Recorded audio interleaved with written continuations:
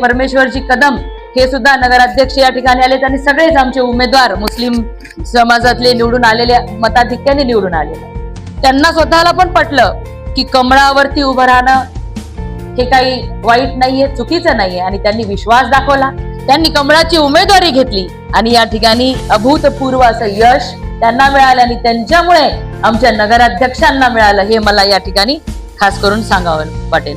कारण की असं कुठंच झालं नाही की नगरसेवक मुस्लिमचा आहे त्याला 1000 मतदान आणि वरी नगराध्यक्ष पदाला 200 मतदान 500 मतदान. जेवढं खालच्या उमेदवाराला मिळालं तेवढंच नगराध्यक्ष पदाच्या उमेदवाराला सुद्धा समाजाने मतदान दिलंय. कारण की समाजाला सुद्धा पटलंय की कमळ भारतीय जनता पार्टी, पंतप्रधान नरेंद्र मोदीजी आणि मुख्यमंत्री देवेंद्र फडणवीस साहेब हे नेहमीच त्या प्रत्येकाच्या भल्यासाठी काम करत आहेत आणि आपण भारतीय जनता पार्टी सोबत राहिलं पाहिजे हा विश्वास मतदार बंधू भगिनींना आता आलेला आहे. आणि आज या ठिकाणी विशेष सत्काराचं आयोजन या सगळ्या माझ्या सहकाऱ्यांचा केलेला आहे की जेणेकरून परभणी महानगरपालिकेमध्ये सुद्धा आज मोठ्या संख्येने मुस्लिम उमेदवार भारतीय जनता पार्टीकडून निवडणूक लढण्यासाठी उत्सुक आहेत.